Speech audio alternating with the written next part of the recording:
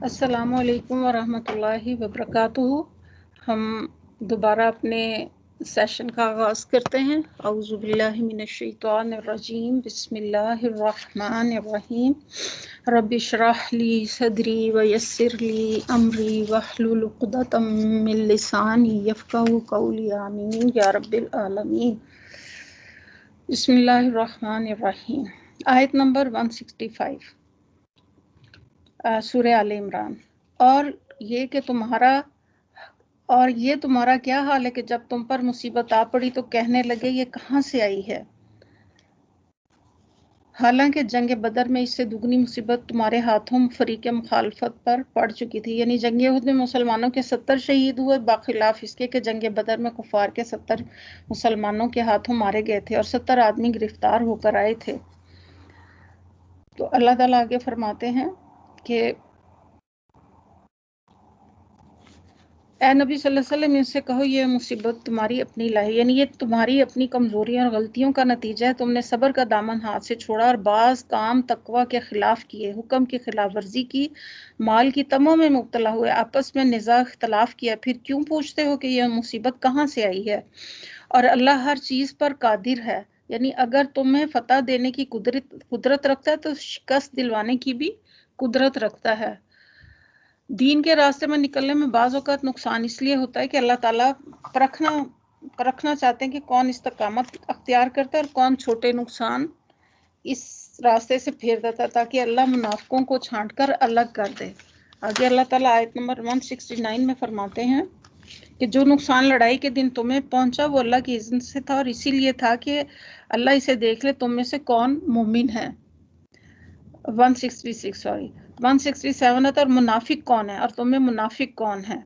वो मुनाफिक को जब उनसे कहा गया कि आओ अल्लाह की राह में जंग करो या कम अज़ कम अपने शहर की मुदाफ़ियत ही कर लो, तो कहने लगे कि अगर हमें इल्म होता कि आज जंग होगी तो हम ज़रूर तुम्हारे साथ चलते। अब्दुल्ला बिन उबई जब 300 मुनाफिकों को लेकर अपने रास्ते से पलटने लगा तो बाज़ मुसलमान ने जाकर उसे समझाने की कोशिश की और साथ चलने के लिए राज़ी करना चाहा, मगर इसने जवाब दिया हमें यकीन है कि आज जंग नहीं होगी, इसीलिए हम जा रहे हैं, वरना अगर हमें तवक्को होती कि आज जंग होगी तो हम ज़रूर तुम्हारे साथ जो है वो चलते।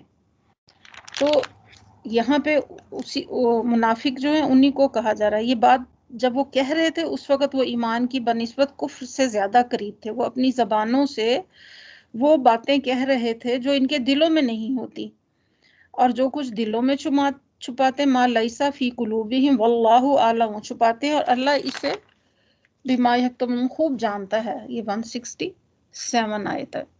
फिर आगे अल्लाह ताला फरमाते हैं ये वही लोग हैं अल्लज़ीना क़ालू लिइख़वानिहिम, ये वही लोग हैं जो खुद तो बैठे रहे और इनके भाई बंद लड़ने गए और मारे गए।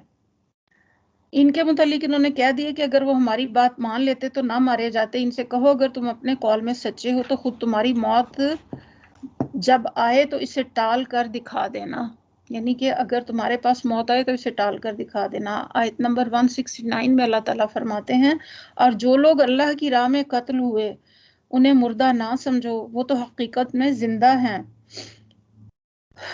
अपने रब के पास रिस्क पा रहे हैं। जो कुछ अल्लाह ने अपने फजल से इन्हें दिया है उस पर वो खुश व खुर्रम हैं।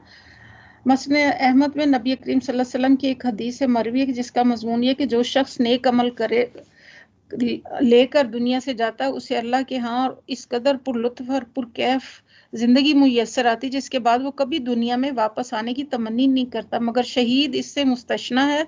वो तमन्ना करता है कि फिर दुनिया में भेजा जाए और फिर उस लज़्ज़त, इस सरूर और इस नशे से लुत्फ़ अंदोज़ हो जो अल्लाह की राह में जान देते वक़्त उसे हासिल हुई थी। और आप सल्लल्लाहु अलैहि वसल्लम ने फरमाया कि शहीद कत्ल की सिर्फ इतनी ही तकलीफ महसूस करता है जितनी तुम में से किसी को चींटी काटने की। सुभान अल्लाह, इसके खून के पहले कतरे के साथ इसकी बख्शिश होती है। जन्नत में इसका ठिकाना, अज़ाब कब्र से वो महफूज रहेगा, क़यामत के दिन बड़ी घबराहट से महफूज रहेगा।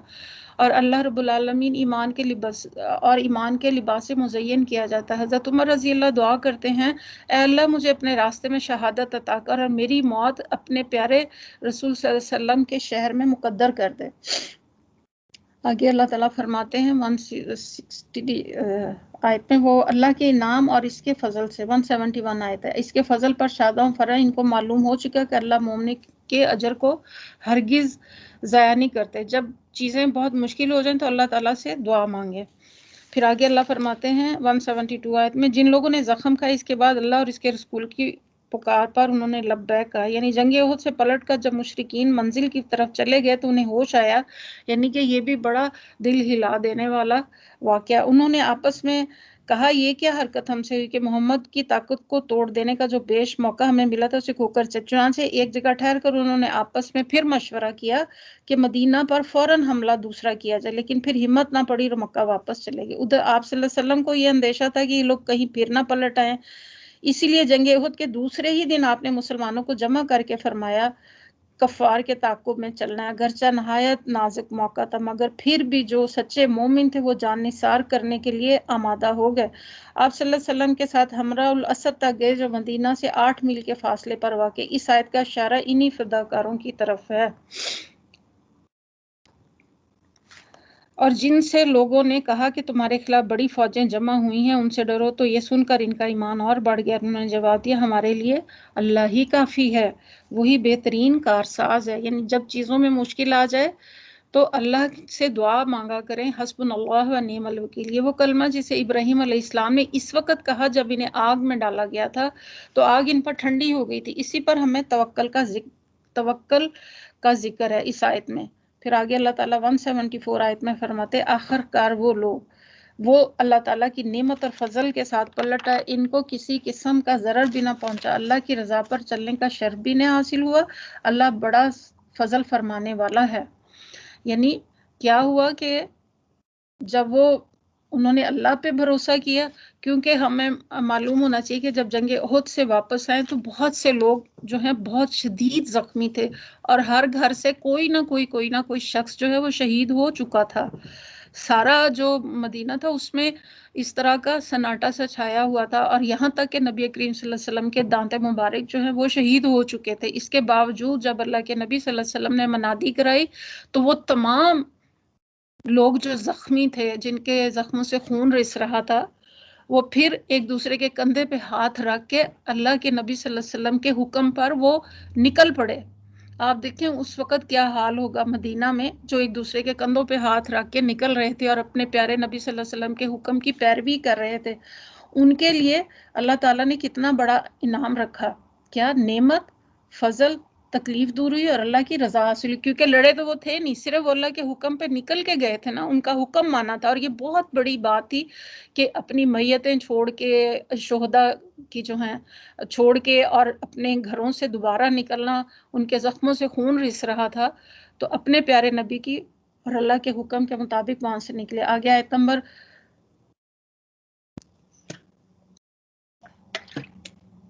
175 میں اللہ فرماتے ہیں اب تمہیں معلوم ہو گیا کہ دراصل وہ شیطان تھا جو اپنے دوستوں سے خام خواہ لڑوا رہا تھا، لہٰذا آئندہ تم مسلمانوں سے نہ ڈرنا، انسانوں سے نہ ڈرنا، مجھ سے ڈرنا اگر تم حقیقت میں صاحب ایمان ہو.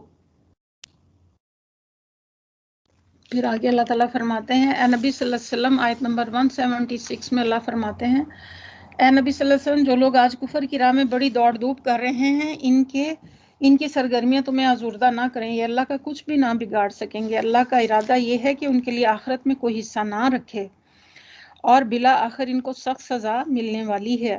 پھر جو لوگ ایمان کو چھوڑ کر کفر کے خریدار بنے ہیں وہ یقیناً اللہ کا کوئی نقصان نہ کریں گے، ان کے لیے کیا ہے دردناک عذاب تیار کیا گیا ہے. 178 آیت میں یہ ڈھیل جو ہم انہیں دیے جاتے ہیں، ان کو یہ کافر اپنے حق میں بہتری نہ سمجھے، ہم تو انہیں اس لیے ڈھیل دے رہے ہیں کہ خوب یہ بارے گناہ سمیٹ لیں، پھر ان کے لیے سخت ذلیل کرنے والی سزا ہے.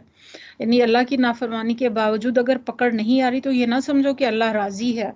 پھر 179 آتی ہے اللہ مومنوں کو اس حالت میں ہرگز نہ رہنے دے گا جس میں تم اس وقت انہیں پائے جائے. یعنی اللہ تعالیٰ مسلمانی کی جماعت کو اس حال میں دیکھنا پسند نہیں کرتا کہ ان کے درمیان سچے اہل منافق سب اکٹھے ہو کر رہیں.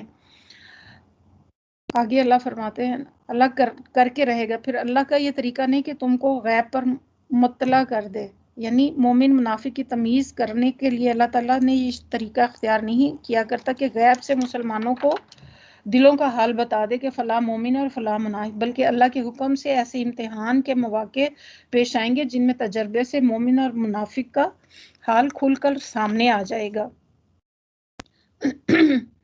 اپنے رسول، اور پھر آگے غیب کی باتیں بتانے کے لیے تو وہ اپنے رسولوں میں سے جس کو چاہتا ہے منتخب کر لیتا ہے، لہٰذا اللہ اور اس کے رسول پر ایمان رکھو۔ اگر تم اللہ اور رسول کی خدا ترسی کی روش پر چلو گے تو تمہیں بہت بڑا اجر ملے گا۔ اجر عظیم کس کو ملتا ہے؟ جو ایمان کے ساتھ تقوی اختیار کرتا ہے۔ تقوی انسان کے دل پر چیک ہوتا ہے، ایک کہ برا نہیں سوچنا، کوئی بری بات زبان سے نہیں نکالنی، عمل میں بھی خیال رکھنا، کسی کے ساتھ ہمیں زیادتی بھی نہیں کرنی۔ پھر آگے اللہ تعالیٰ فرماتے ہیں 180 آیت میں، جن لوگوں کو اللہ نے اپنے فضل سے نوازا ہے پھر وہ بخل سے کام لیتے ہیں، وہ اس خیال میں نہ رہیں کہ یہ بخیلی ان کے لیے اچھی ہے، نہیں، یہ ان کے حق میں نہایت بری ہے۔ جو کچھ وہ کنجوسی جمع کریں وہی قیامت کے روز ان کے گلے کا طوق بن جائے گا۔ وَلِلَّهِ مِيرَاثُ السَّمَاوَاتِ وَالْأَرْضِ وَاللَّهُ بِمَا تَعْمَلُونَ خَبِيرٌ۔ زمینوں اور آسمانوں کی میراث میں اللہ ہی کے لیے ہے، تم جو کچھ کرتے ہو اللہ اس سے باخبر ہے۔ یعنی زمین و آسمان کی کوئی چیز کوئی مخلوق استعمال کرے وہ دراصل اللہ کی ملک ہے، اور اس پر مخلوق کا قبضہ تصرف عارضی ہے۔ ہر ایک کو اپنے مقبوضات سے بہرحال بے دخل ہونا ہے، اور آخر کار سب کچھ اللہ ہی کے پاس رہنے والا ہے۔ لہٰذا عقل مند وہ ہے جو اس عارضی قبضے کے دوران میں اللہ کے مال کو اللہ کی راہ میں دل کھول کر صرف کرے، اور سخت بے وقوف ہوا جو اسے بچا بچا کر رکھنے کی کوشش کرے۔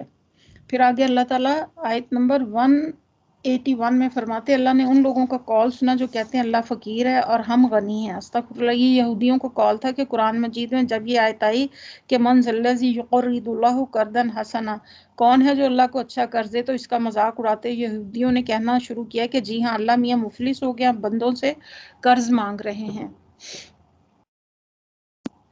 یہ باتیں ہم لکھ لیں، یہ باتیں بھی ہم لکھ لیں گے۔ اس سے پہلے جو پیغمبروں کو ناحق قتل کرتے رہے وہ بھی ان کے نامہ اعمال میں ثبت ہے۔ جب فیصلے کا وقت آئے گا تو اس وقت ہم انہیں کہیں گے لو اب عذاب کا مزہ چکھو۔ جو سمجھتے ہیں کہ وہ غنی ہے، سمجھتے ہیں اللہ خود نہیں دیتا، ہمارے ذریعے سے دیتا ہے۔ پھر آگے یہ تمہارے اپنے ہاتھوں کی کمائی، اللہ اپنے بندوں کے لیے ظالم نہیں ہے۔ پھر آگے اللہ فرماتے 183 آیت میں، جو لوگ کہتے ہیں کہ اللہ نے ہم کو ہدایت کر دی کہ ہم کسی کو رسول تسلیم نہ کریں جب تک وہ ہمارے سامنے ایسی قربانی نہ کرے جیسے غیب آ کر آگ کھا لے، اس سے کہو تمہارے پاس مجھ سے پہلے بہت سے رسول آ چکے ہیں جو بہت سی روشن نشانیاں لائے تھے۔ یہ سارا سلسلہ جو بنی اسرائیل کا چل رہا ہے، وہ نشانیاں بھی لائے تھے جس کا تم ذکر کرتے ہو، پھر اگر ایمان لانے کے لیے یہ شرطیں پیش کرتے ہیں تم سچے مومن، تو ان رسولوں کو تم نے کیوں قتل کیا؟ پھر آگے فرماتے فَإِن كَذَّبُوكَ فَقَدْ كُذِّبَ رُسُلٌ مِّن قَبْلِكَ۔ اب اے محمد صلی اللہ علیہ وسلم، 184 آیت ہے، اب اے محمد صلی اللہ علیہ وسلم، اگر یہ لوگ تمہیں جھٹلاتے ہیں تو بہت سے رسول تم سے پہلے بھی جھٹلائے جا چکے ہیں جو کھلی کھلی نشانیاں وَزُبُرِ وَالْكِتَابِ الْمُنِيرِ، جو کھلی کھلی نشانیاں صحیفے اور روشن بخشنے والی کتابیں لائے تھے۔ آیت نمبر 185 میں، آخر کار ہر شخص کو مرنا ہے، تم سب اپنے اپنے پورے اجر و قیامت کے روز پانے والے ہو۔ کامیاب وہ ہے جو آتش دوزخ سے بچ گیا۔ وَمَا الْحَيَاةُ الدُّنْيَا إِلَّا مَتَاعُ الْغُرُورِ، جنت میں داخل کر دیا یہی رہی یہ دنیا تو یہ محض ایک فریب ہے۔ یعنی یہاں پہ صرف دنیا کی زندگی میں جو نتائج رونما ہوتے ہیں انہی کو اگر کوئی شخص اصلی اور آخری نتیجہ سمجھ بیٹھے اور انہی پر حق و باطل اور فلاح و خسران کے فیصلے کا مدار رکھے تو در حقیقت وہ سخت دھوکے میں مبتلا ہو جائے گا۔ اصل کامیابی کیا ہے؟ آگ سے بچنا اور جنت میں داخل ہونا۔ خوش بخت وہ ہے جس کی موت اللہ کی رضا میں ہے۔ دھوکے میں وہ ہے جو دنیا کی دولت اور اس کے سامان پر انحصار کر بیٹھے۔ آپ صلی اللہ علیہ وسلم نے فرمایا کہ جنت میں ایک کوڑا رکھنے کی جگہ دنیا اور جو کچھ اس میں اس سے بہتر ہے۔ پھر آگے اللہ تعالیٰ فرماتے ہیں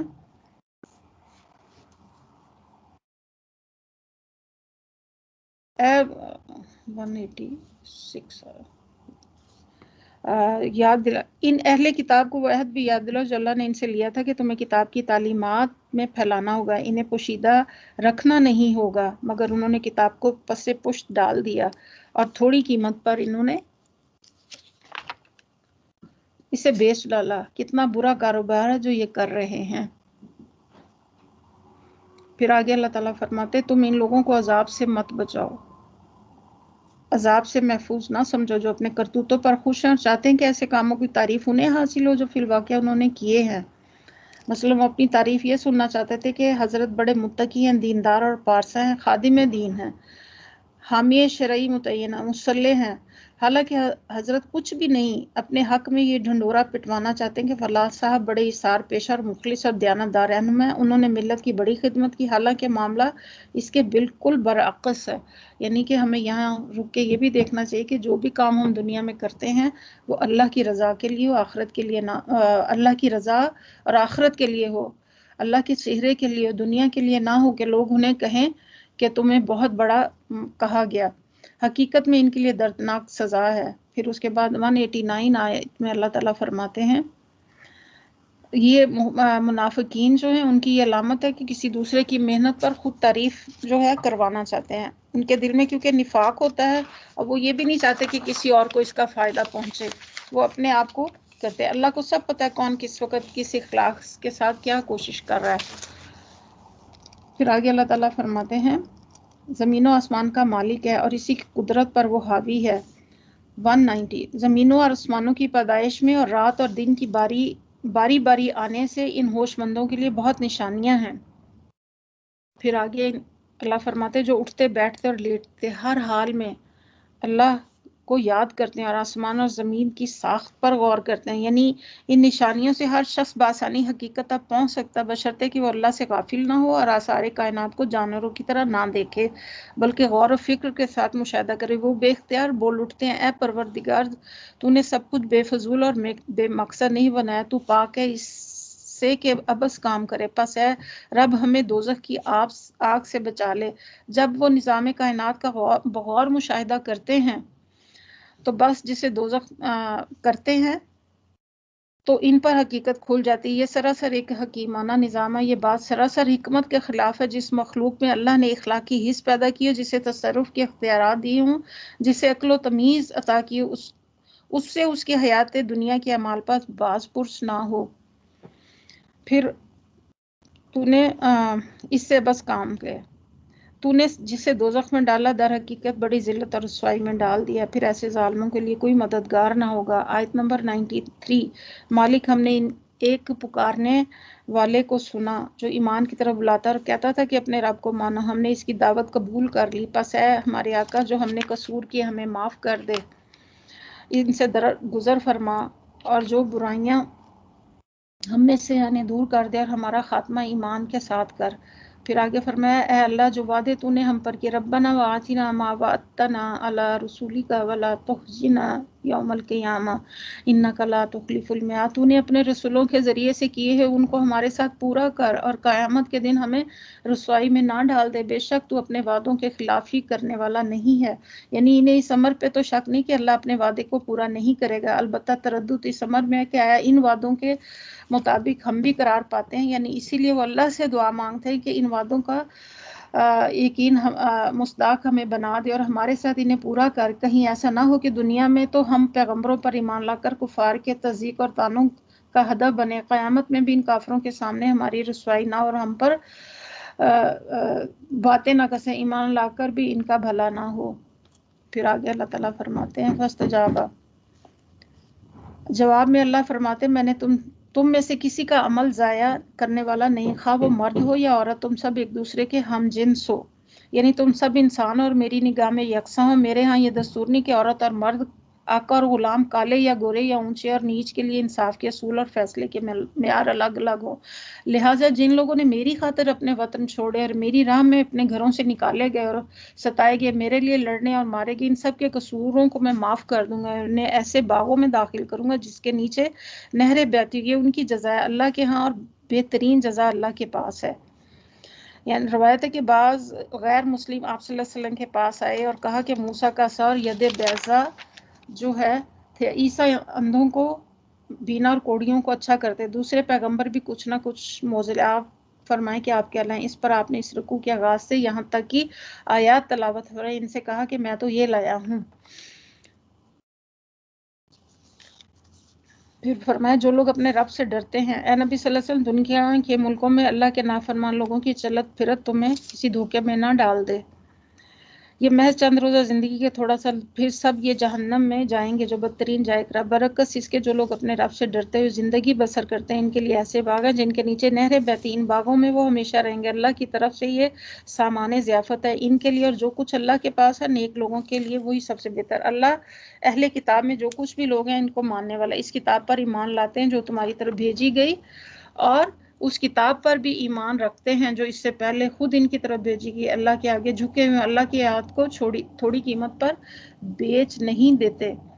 اولئک لہم اجرہم عند ربہم ان اللہ سریع الحساب، ان کا اجر ان کے رب کے پاس ہے اور اللہ حساب چکانے میں دیر نہیں لگاتا۔ یا ایھا الذین آمنوا اصبروا والصابروا والرابطوا، اے لوگوں جو ایمان لائے صبر سے کام لو، باطل پرستوں کے مقابلے میں پامردی دکھاؤ، حق کی خدمت کے لیے کمر بستہ رہو اور اللہ سے ڈرتے رہو، امید ہے کہ فلاح پاؤ گے۔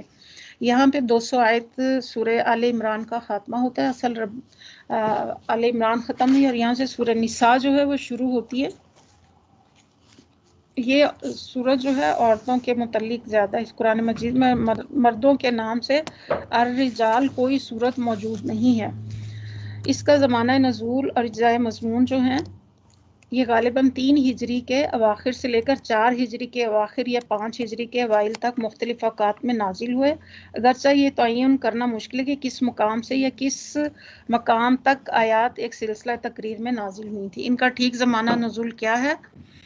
پھر آگے ہمیں معلوم ہے کہ وراثت کی تقسیم اور یتیموں کے حق کے متعلق ہدایات جو ہیں خاص طور پہ جنگ احد کے بعد نازل ہوئی تھیں، جبکہ 70 مسلمان شہید ہوئے تھے، اور مدینے کی چھوٹی سی بستی میں اس حادثے کی وجہ سے بہت سے گھروں میں یہ سوال پیدا ہو گیا کہ شہداء کی میراث کس طرح تقسیم کی جائے اور یتیم بچے انہوں نے چھوڑے ان کے مفاد کا تحفظ ہو۔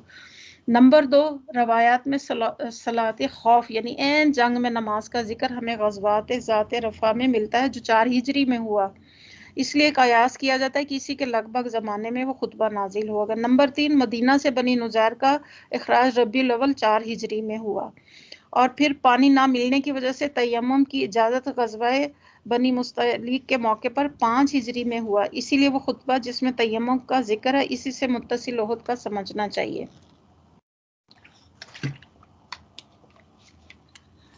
آپ صلی اللہ علیہ وسلم کے سامنے اس وقت جو کام تھے ان میں 3 بڑے بڑے شعبوں پر تقسیم کیا جا سکتا تھا۔ ایک نئی منظم اسلامی سوسائٹی کا نشو و نما جس کی بنا پر ہجرت کے ساتھ ہی مدینہ طیبہ کے اطراف اور جوانب پڑ چکی تھی، اس میں جاہلیت کے پرانے طریقوں کو مٹا کر اخلاق اور تمدن، معیشت اور تدبیر مملکت کے نئے اصول رائج کیا جا رہے تھے۔ یہ تھی وہ اسلامی ریاست جو آپ صلی اللہ علیہ وسلم کے ہجرت مدینہ سے 1 سال قبل سورہ بنی اسرائیل نازل ہوئی تھی، اور اس میں 14 نکات جو ہیں وہ پیش کیے گئے تھے جس پر اسلامی ریاست کی بنیاد رکھی جانی تھی۔ اب جب مدینہ میں آگ اور جنگیں ہوئیں اور یہ حالات پیش ہوئے تو وقت کے ساتھ ساتھ اللہ تعالیٰ نے اپنی آیات کو نازل کیا۔ یہاں بتانے کا مقصد بھی یہی ہے کہ جب ہم اسلام کے دائرہ کار میں داخل ہیں اور ہم اللہ کی کتاب پڑھتے ہیں، اپنے نبی صلی اللہ علیہ وسلم پر ایمان بھی لاتے ہیں، ان کے احکامات کو بھی مانتے ہیں، تو پھر ہمیں اس طرف بھی توجہ کرنی چاہیے کہ اللہ تعالیٰ نے قرآن پاک میں ہمارے لیے کیا احکامات نازل کیے ہیں وراثت کے متعلق۔ یہ فرائض کے درجے میں آتے ہیں۔ بعض اوقات یہ ہوتا ہے کہ ہم نے دیکھا ہے کہ بہت سے لوگ اپنی جائیداد سے اولاد کو جو ہے آگ کر دیتے ہیں، جبکہ اسلام میں اس کی قطعی طور پہ اجازت نہیں، اور اگر ایسی وصیت کی بھی جائے تو اس کے اوپر عمل نہیں کیا جاتا، وہ نل ہو جاتی ہے اس کی جو بھی ہدایات ہوتی ہیں۔ تو یہاں پہ جو ہے اسلامی سوسائٹی کی تنظیم جو ہے اس کی سورہ بقرہ میں ہدایت کی تھی، اب یہ سوسائٹی اس سے زائد ہدایات کی طالب تھی۔ تو سب سے پہلے خاندان کی تنظیم کے اصول بتائے گئے۔ نمبر 2، نکاح پر پابندیاں عائد کی گئیں، اس میں جو ہم اس سورہ نساء میں پڑھیں گے سب سے پہلا پوائنٹ ہے خاندان کی تنظیم کے اصول۔ نمبر 2، نکاح پر پابندیاں کیسے عائد کی گئیں۔ نمبر 3، معاشرت میں عورت اور مرد کے تعلقات کی حد بندی کی گئی، سب سے زیادہ اہم، ہر پوائنٹ اہم ہے۔ نمبر 4، یتیموں کے حقوق معین کیے گئے، اس میں وراثت کی تقسیم کا باضابطہ مقرر کیا گیا، معاشی معاملات کی درستگی کے متعلق ہدایات دی گئی۔ نمبر 7، خانگی جھگڑوں کی اصلاح کا طریقہ سکھایا گیا۔ اور پھر نمبر 8 تعزیری قانون کی بنا پر ڈالی گئی شراب نوشی پر پابندی عائد کی گئی۔ پھر طہارت اور پاکیزگی کے احکامات دیے گئے۔ نمبر 10 مسلمانوں کو بتایا گیا کہ ایک صالح انسان کا طرز عمل خودار بندوں کے ساتھ کیسا ہونا چاہیے۔ مسلمانوں کے اندر یہ 11واں پوائنٹ ہے کہ جماعتی نظم و ضبط قائم کرنے کے متعلق ہدایات دی گئی۔ نمبر 12 اہل کتاب کے اخلاقی اور مذہبی رویے پر تبصرہ کر کے مسلمانوں کو متنبہ کیا گیا کہ اپنی ان پیش رو امتوں کے نقش قدم پر چلنے سے پرہیز کریں۔ یعنی کہ پیچھے ہم نے دیکھا کہ بنی اسرائیل نے جو کچھ کیا ان کے واقعات بتا کر ہمیں تنبیہ کی گئی ہے۔ منافقین کے طرز عمل پر بھی تنقید کر کے سچی ایمانداری کے طریقے واضح کیے۔ ایمان اور نفاق کے امتیازی اور صاف کو بالکل نمایاں کر کے رکھ دیا گیا ہے۔ تو یہاں پہ سب سے سارے پوائنٹس جو ہیں بتائے گئے۔ پھر آگے اللہ تعالیٰ فرماتے ہیں اعوذ باللہ من الشیطان الرجیم بسم اللہ الرحمن الرحیم۔ سورہ نساء کا آغاز یہاں پہ ہوتا ہے۔ میں نے اس کی تفصیل جو ہے 13 پوائنٹس میں بتا دی کہ سورہ نساء میں کس کس قسم کے مضامین آئے ہیں۔ تو ہم شروع کرتے ہیں بسم اللہ الرحمن الرحیم۔ یا ایھا الناس اتقوا ربکم الذی خلقکم من نفس واحدہ وخلق منها زوجها وبث منهما رجالا كثيرا ونساء واتقوا الله الذي تساءلون به والأرحام إن الله كان حكيم عليكم رقيبا۔ اے لوگو اپنے رب سے ڈرو، اپنے اوپر تقوی لازم کر لینا، ڈرو جس نے تم کو ایک جان سے پیدا کیا، اسی جان سے اس کا جوڑا بنایا، ان دونوں میں سے بہت سے مرد اور عورت دنیا میں پھیلا دیے۔ اس خدا سے ڈرو جس کا واسطہ دے کر تم ایک دوسرے سے اپنا حق مانگتے ہو، رشتے اور قرابت کے تعلقات کو بگاڑنے سے پرہیز کرو، یقین جانو کہ اللہ تم پر نگرانی کر رہا ہے۔ یعنی کہ ایک تو اللہ نے بتایا کہ ان دین عند اللہ الاسلام، اللہ کے نزدیک دین اسلام سب سے زیادہ پسندیدہ ہے، اس نے ہمارے لیے اسے پسند کر لیا۔ اور اللہ تعالیٰ نے یہاں بتایا کہ تقوی جو ہر کام کی بنیاد، تقوی ہوگا تو عورتوں، یتیموں، مسکینوں، غرض کے ہر ایک کے حقوق ملیں گے۔ اور اللہ تعالیٰ یہاں اپنی ربوبیت اور تخلیق کا واسطہ دے کر فرما رہا ہے، اللہ سے ڈرو جس کا واسطہ دے کر تم ایک دوسرے کا حق مانگتے ہو، یعنی کہ اللہ کا واسطہ دے کر۔ تو تم کو ایک جان سے پیدا کی، یعنی بنے نوع انسان کی تخلیق ایک فرد سے ہوئی، اسی جان سے اس کا جوڑا بنایا۔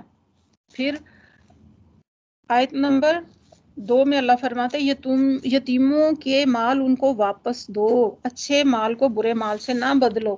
یعنی یہاں پہ دیکھیں میں نے ابھی آپ کو پچھلے اس میں اضافی طور پہ بتا دیا تھا کہ اس میں کس کس قسم کی چیزیں شامل ہونی ہیں، اور ہمیں زیادہ تفصیل میں اگر ہم جائیں گے تو وقت ہمارے پاس بہت تھوڑا رہ گیا ہے، تو ہمیں خود سورہ نساء کا ترجمہ اور تفسیر جو ہے اچھے طریقے سے پڑھنی چاہیے۔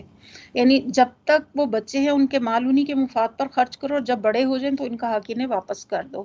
پھر آیت نمبر 3 میں فرمایا کہ اور ان کے مال اپنے مالوں کے ساتھ خلط ملط نہ کرو، یہ بہت بڑا گناہ۔ نمبر 3 اگر تم یتیموں کے ساتھ بے انصافی سے کرنے سے ڈرتے ہو تو جو عورتیں تمہیں پسند ہیں ان میں سے 2 3 یا 4 سے نکاح کرو، لیکن اگر تمہیں اندیشہ ہو کہ ان کے ساتھ عدل نہ کر سکو گے تو پھر تمہارے لیے بہتر ہے کہ تم ایک ہی بیوی کرو۔ 2 یا 3 یا 4 شادی میں رخصت دے گی بوقت ضرورت، لیکن عدل کی شرط کے ساتھ۔ 5 ایک حدیث کے مطابق ناسمجھ کو مال دینے کی دعا قبول نہیں ہوتی۔ ان عورتوں کو زوجیت میں لاؤ جو تمہارے قبضے میں آئی ہیں، بے انصافی سے بچنے کے لیے یہ زیادہ کرین ہے۔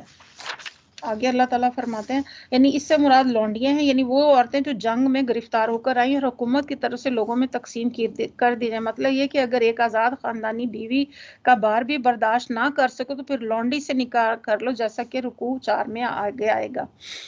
پھر آگے فرمایا عورتوں کے مہر خوش دلی کے ساتھ ادا کرو، البتہ اگر وہ خود اپنی خوشی سے مہر کا کوئی حصہ تمہیں معاف کر دیں تو اسے مزے سے کھا سکتے ہو۔ اب یہاں پہ حضرت عمر اور فیصلہ کہ اگر کسی عورت نے اپنے شوہر کو پورا مہر یا اس کا کوئی حصہ معاف کر دیا اور بعد میں وہ اس کا مطالبہ کرے تو شوہر اس کے ادا کرنے پر مجبور کیا جائے کہ کیونکہ اس کا مطالبہ یہ معنی رکھتا ہے کہ وہ اپنی خوشی سے مہر یا اس کا کوئی حصہ چھوڑنا نہیں چاہتی۔ تو اس کو اور مزید سے بھی آپ پڑھ سکتے ہیں، مختلف تفاسیر میں اس کا ہمیں ملے گا۔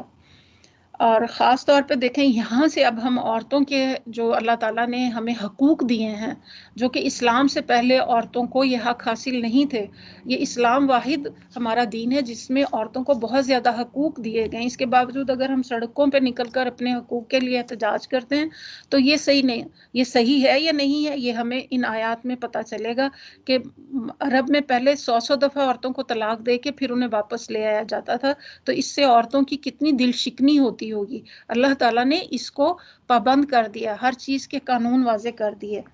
آگے اللہ فرماتے ہوئے اپنے مال جنہیں اللہ نے تمہارے لیے قیام زندگی کا ذریعہ بنایا نادان لوگوں کے حوالے نہ کرو، البتہ انہیں کھانے اور پہننے کے لیے دو اور انہیں نیک ہدایت کرو۔ یہاں پہ آیت وسیع معنی کی حامل، اس میں امت کو یہ ہدایت کی گئی کہ مال جو ذریعہ قیام زندگی بہرحال نادان لوگوں کے اختیار و تصرف، یعنی کہ یتیم جو ہے کم عمر ہیں ان کے ہاتھ میں نہ دو، اور یتیموں کی آزمائش کرتے ہو یہاں تک کہ وہ نکاح کے قابل پہنچ جائیں۔ جب وہ سن بلوغت کے قریب ہوں تو دیکھتے رہو کہ ان کا عقلی شعور کیسا ہے، اور ان میں اپنے معاملات کو خود اپنی ذمہ داری پر چلانے کی صلاحیت کس حد تک بیدار ہو چکی، تبھی ان کو پھر اگر تم ان کے اندر اہلیت پاؤ تو ان کے مال ان کے حوالے کر دو۔ مال ان کے حوالے کرنے کی دو شرائط عائد کی گئیں، ایک بلوغت اور دوسرا رشد، یعنی مال کے صحیح استعمال کی اہلیت۔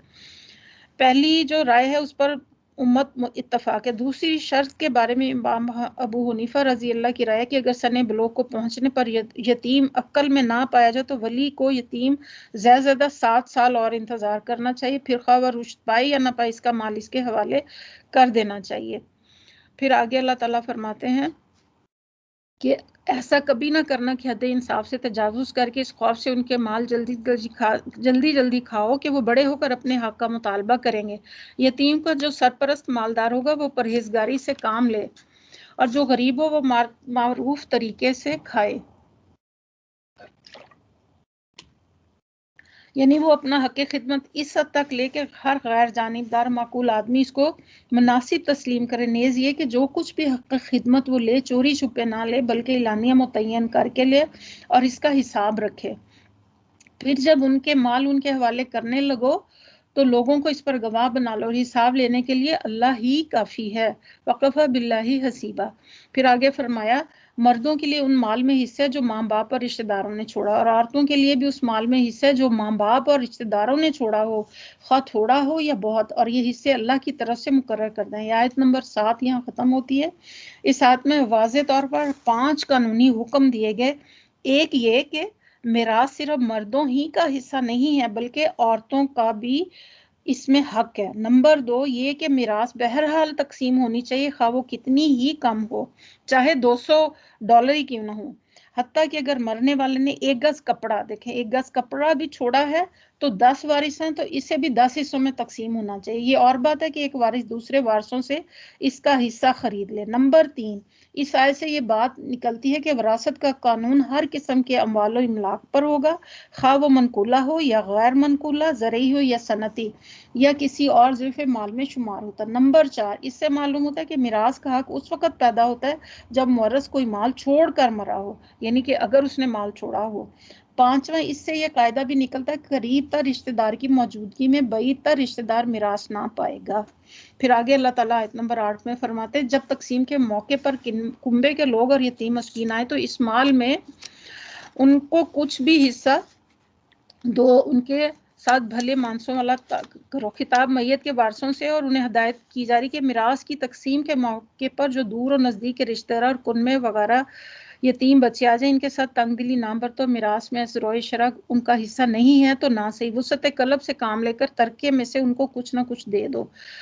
پھر آگے اللہ تعالیٰ فرماتے ہیں لوگوں کو اس بات کا خیال کر کے ڈرنا چاہیے کہ اگر وہ خود اپنے پیچھے بے بس اولاد چھوڑتے تو مرتے وقت انہیں اپنے بچوں کے حق میں کچھ اندیشے لاحق ہوتے، پس چاہیے کہ وہ اللہ کا خوف کریں اور راستی کی بات کریں۔ آیت نمبر 10 میں اللہ فرماتے ہیں ان الذین یأکلون الاموال، جو لوگ ظلم کے ساتھ یتیموں کا مال کھاتے ہیں در حقیقت وہ اپنے پیٹ میں آگ بھرتے ہیں اور ضرور جہنم کی بھڑکتی ہوئی آگ میں وہ جائیں گے۔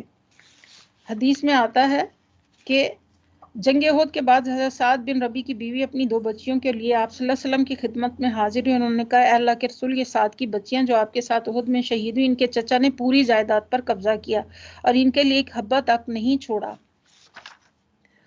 بھلا اب ان بچیوں سے کون نکاح کرے گا؟ اس پر یہ آیت نازل ہوئی۔ تمہاری اولاد کے بارے میں اللہ تمہیں، یہ آیت جو لوگ یتیم بچوں کے مال کھاتے ہیں وہ اپنی آگ میں پیٹ میں آگ بھرتے ہیں، تمہاری اولاد کے بارے میں اللہ تمہیں ہدایت کرتا ہے کہ مردوں کا حصہ 2 عورتوں کے برابر ہے، یعنی میراث کے معاملے میں یہ اولین اصولی ہدایت ہے کہ مرد کا حصہ عورت سے دگنا ہے، چونکہ شریعت نے خاندانی زندگی میں مرد پر زیادہ معاشی ذمہ داری کا بوجھ ڈالا اور عورت کو بہت سی معاشی ذمہ داریوں کے بارے میں سبک دوش رکھا ہے، لہٰذا انصاف کا تقاضا یہی تھا کہ میراث میں عورتوں کا حصہ مرد کی بنسبت کم رکھا جائے، اور عورتوں کو ویسے بھی باپ کی طرف سے بھی ملتا ہے، بھائی کی طرف سے، شوہر کی طرف سے بھی اور بیٹے کی طرف سے بھی عورت کو جو ہے جائیداد میں حصہ ملتا ہے۔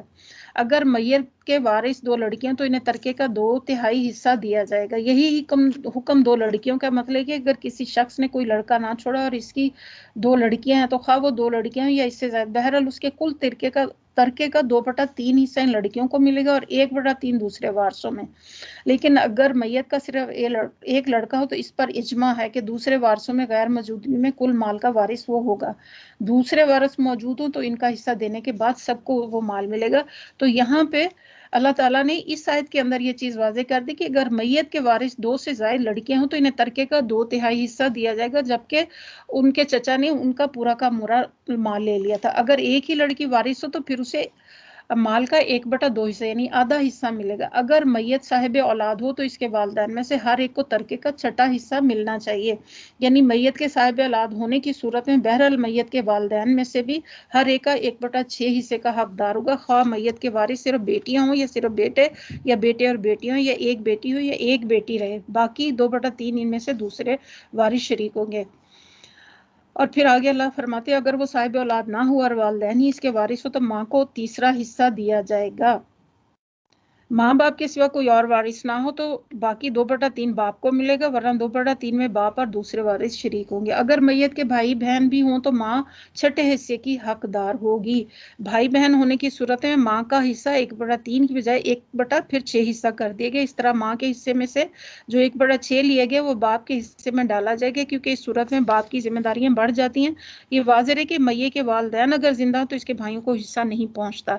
یہ سب حصے اس وقت نکالے جائیں گے جب وصیت جو میت نے کی ہو پوری کر دی جائے اور قرض جو اس پر ادا ہو، یعنی وصیت جو ہے وہ کل مال کا 1/3 حصہ کر سکتا ہے، اس سے زیادہ جو میت ہے وہ وصیت نہیں کر سکتی، کیونکہ اگر اس نے کہا کہ میں نے 10,000 کسی سے قرضہ لیا وہ دینا ہے، یا 10,000 میری طرف سے کوئی صدقہ کر دیا جائے، یا 10,000 کسی کو ہبہ کر دیا جائے، اس سے زیادہ یعنی کہ ٹوٹل مال میں سے 1/3 حصے سے زیادہ وہ ہبہ نہیں کر سکتا۔ پھر آگے اللہ فرماتے تم نہیں جانتے تمہارے ماں باپ اور تمہاری اولاد میں سے کون بلحاظ نفع میں تم سے زیادہ قریب ہے، یہ حصے اللہ نے کیے ہیں اور اللہ یقیناً سب حقیقتوں سے واقف ہے اور ساری مصلحتوں کو جاننے والا۔ یہ جواب ہے ان سب نادانوں کا جو میراث کے اس خدائی قانون کو نہیں سمجھتے اور اپنے ناقص عقل سے اس قصر کو پورا کرنا چاہتے ہیں جو ان کے نزدیک اللہ کے بنائے ہوئے قانون میں رہ گئی۔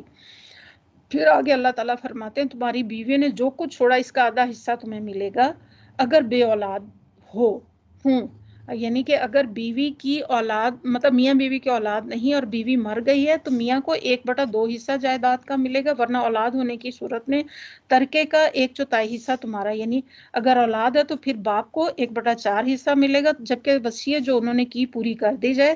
اور اس کے علاوہ سب سے پہلے کیا ہوگا کہ جو وصیت کی گئی ہوگی اسے نکال دیا جائے گا، اس کا قرضہ نکالا جائے گا، اس کی میت کا پورا جو اخراجات ہیں وہ سارے نکال دینے کے بعد جو ہے وراثت کی تقسیم ہوگی، اور جو انہوں نے چھوڑا ہوا ادا کر دیا جائے۔ پھر آگے اللہ تعالیٰ فرماتے ہیں اور وہ تمہارے ترکے میں سے 1/4 کے حقدار ہوں گی اگر تم بے اولاد ہو، یعنی کہ جو بیوی ہے وہ 1/4 کے حصے داری کی، ورنہ صاحب اولاد ہونے کی صورت میں اس کا حصہ 8واں ہوگا، یعنی اگر وہ صاحب اولاد ہے تو 1/8واں حصہ ہوگا، اور اگر وہ بے اولاد ہے تو پھر 1/4 حصہ، یعنی خواہ ایک بیوی ہو یا کئی بیویاں ہوں، اولاد ہونے کی صورت میں 1/8 کی اور اولاد نہ ہونے کی صورت میں 1/4 کی حصے دار ہوں گی، اور یہ 1/4 یا 1/8 حصہ سب بیویوں میں برابری کی تقسیم میں کیا جائے گا۔ اور جو وصیت تم نے کی ہو وہ پوری کر دی جائے اور جو قرض تم نے چھوڑا وہ ادا کر دیا جائے۔ اگر وہ مرد یا عورت جس کی میراث تقسیم طلب بے اولاد بھی ہو اور اس کے ماں باپ بھی زندہ ہوں تو مگر اس کا بھائی یا ایک بہن موجود ہو تو بھائی اور بہن کو چھٹا حصہ ملے گا، اور بھائی بہن سے زیادہ ہوں تو کل ترکہ کا 1/3 وہ سب شریک ہوں گے، یعنی باقی 5/6 یا 2/3 جو بچتے ہیں ان میں سے کوئی اور وارث موجود ہو تو اس کو حصہ ملے گا، ورنہ اس پوری باقی ماندہ ملکیت کے متعلق اس شخص کو وصیت کرنے کا حق ہوگا، اور بھائی بہن ایک سے زیادہ ہوں تو کل ترکے کا 1/3 وہ سب اس میں شریک ہوں گے، جبکہ وصیت جو کی گئی پوری کر دی جائے اور قرض جو میت نے چھوڑا ہو ادا کر دے، بشرطے کہ وہ ضرر رساں نہ ہو۔ دیکھیں بار بار ہر حکم کے بعد یہ کہا جا رہا ہے کہ جو قرض میت نے چھوڑا ہے اور جو نظر اس نے مانگی ہے، یہ جو اس نے وصیت کی 1/3 حصہ اس کا ادا کر دیا، یہ حکم ہے اللہ کی طرف سے اور اللہ دانا و بینا ہے۔ پھر آگے اللہ تعالیٰ فرماتے ہیں اور نرم خو ہے، یہ اللہ کی مقرر کی ہوئی حدیں ہیں، جو اللہ اور اس کے رسول کی اطاعت کرے گا اسے اللہ ایسے باغوں میں داخل کرے گا جس کے نیچے نہریں بہتی ہوں گی اور وہ ہمیشہ اس میں رہے گا، یہی بڑی کامیابی۔ آگے اللہ فرماتے ہیں اور جو اللہ اور اس کے رسول کی نافرمانی کرے گا اور اس کے مقرر کی حدوں سے تجاوز کرے گا اسے اللہ آگ میں ڈالے گا جس میں وہ ہمیشہ رہے گا اور اس کے لیے رسوا کن سزا ہے۔ پھر یہاں اللہ تعالیٰ کی صفت علم کا اظہار جس وجوہ سے کیے گا یہ کہ اگر اس قانون کی خلاف ورزی کی گئی تو اللہ کی گرفت سے کوئی نہ بچ سکے گا۔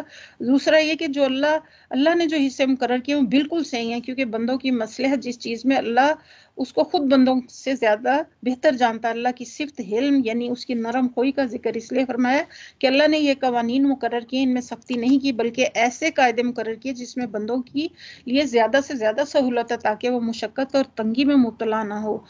واللاتی یاتین الفاحشۃ من نسائکم فاستشہدوا، اور تمہاری عورتوں میں سے جو کوئی بدکاری کی مرتکب ہے ان پر اپنے میں سے 4 آدمیوں کی گواہی لو، اگر 4 آدمی گواہی دیں تو ان کو گھروں میں بند رکھو یہاں تک کہ انہیں موت آ جائے یا اللہ ان کے لیے کوئی راستہ نکال دیں، اور تم میں سے جو شخص جو اس فعل کا ارتکاب کریں ان دونوں کو تکلیف دو، پھر اگر وہ توبہ کریں اپنی اصلاح کریں تو انہیں چھوڑ دو، اللہ بہت زیادہ توبہ قبول کرنے والا اور رحم فرمانے والا۔ ان دونوں آیتوں میں زنا کی سزا بیان کی گئی، صرف زانی عورتوں کے متعلق ہے اور اس کی سزا یہ ہے کہ انہیں تاحکم ثانی قائد رکھا جائے۔ دوسری آیت زانی مرد اور زانی عورتیں دونوں کے بارے میں، دونوں کو اذیت دے جائے یعنی مارا پیٹا جائے، سخت سخت کہا جائے اور ذلیل کیا جائے۔ پھر اس کے بعد زانی کے متعلق طے حکم کے بعد سورہ نور کی وہ آیات نازل جس سے مرد اور عورت دونوں کے لیے ایک ہی حکم دیا جاتا ہے۔ ہاں یہ جان لو کہ اللہ پر توبہ کی قبولیت کا حق ہے انہی لوگوں کے لیے جو نادانی کی وجہ سے کوئی برا فعل کر گزرتے ہیں، ان کے بعد جلدی ہی توبہ کر لیتے، ایسے لوگوں پر اللہ کی نظر عنایت سے پھر متوجہ ہو جاتا ہے۔ فَأُولَٰئِکَ يَتُوبُ اللَّهُ عَلَيْهِمْ وَكَانَ اللَّهُ عَلِيمًا حَكِيمًا، اللہ ساری باتوں کا خبر رکھنے والا اور حکیم اور دانا ہے۔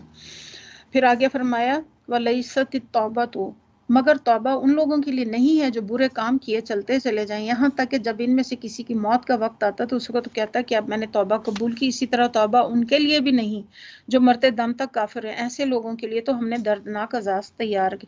توبہ کے معنی پلٹنے رجوع کرنے کے، گناہ کے بعد بندے کا خدا سے توبہ کرنا یہ معنی رکھتا کہ غلام آقا کا نافرمان بن کر منہ پھیر گیا تھا، اب اپنے کیے پر پشیمان اور اطاعت اور فرمان برداری کی طرف پلٹ آیا۔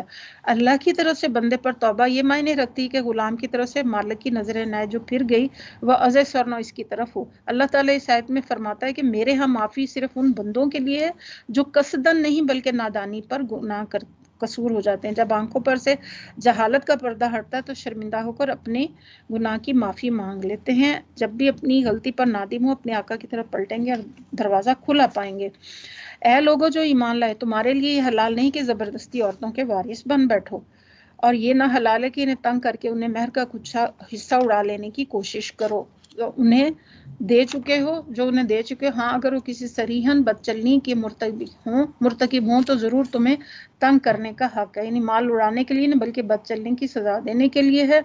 ان کے ساتھ بھلے طریقے سے زندگی بسر کرو، اگر وہ تمہیں ناپسند ہو سکتا ہے کہ ایک چیز تمہیں پسند نہ ہو مگر اللہ نے اس میں تمہارے لیے کوئی بھلائی رکھ دی ہو، یعنی اگر عورت خوبصورت نہ ہو، اس میں کوئی ایسا نقص ہو جس کی بنا پر وہ شوہر کو نہ پسند ہے تو یہ مناسب نہیں کہ شوہر فوراً دل برداشتہ ہو کر اسے چھوڑ دینے پر آمادہ ہو جائے، حتی الامکان اسے صبر و تحمل سے کام لینا چاہیے۔ بسا اوقات ایسا ہوتا ہے کہ ایک عورت خوبصورت نہیں ہوتی مگر اس میں بعض دوسری خوبیاں موجود ہوتی ہیں جو ازدواجی زندگی میں حسن صورت سے زیادہ اہمیت رکھتی ہیں، اگر اسے اپنی ان خوبیوں کو اظہار کا موقع ملے تو وہی شخص جو ابتداءً محض اس کی صورت کی خرابی سے دل برداشتہ تھا اس کی حسن سیرت پر فریفتہ ہو جائے۔ پھر اس کے بعد اللہ تعالیٰ آگے فرماتے ہیں اگر تم ایک بیوی کی جگہ دوسری بیوی لے آنے کا ارادہ ہی کر لو تو خواہ تم اسے ڈھیر مال ہی کیوں نہ دیا اس میں سے کچھ واپس نہ لینا، کیا تم اسے بہتان لگا کر اور صریحاً ظلم کر کے واپس لوگے؟ آخر تم اسے کس طرح لے لوگے جبکہ تم ایک دوسرے سے لطف اندوز ہو چکے ہو اور تم سے پختہ عہد لے چکے ہیں۔ یعنی پختہ عہد سے مراد ہے نکاح، کیونکہ وہ حقیقت میں ایک مضبوط پیمان وفا جس کے استحکام پر بھروسہ کر کے ایک عورت اپنے آپ کو ایک مرد کے حوالے کرتی۔ اب اگر مرد اپنی خواہش سے اس کو توڑتا ہے تو اسے معاوضہ واپس لینے کا حق نہیں جو اس نے معاہدہ کرتے وقت اسے کیا تھا۔ پھر آگے فرمایا آیت نمبر 22 میں جن عورتوں سے تمہارے باپ نکاح کر چکے ان سے ہرگز نکاح نہ کرو مگر جو کچھ پہلے ہو چکا، جو در حقیقت یہ ایک بے حیائی کا فعل ہے جو ناپسندیدہ اور برا چلن ہے۔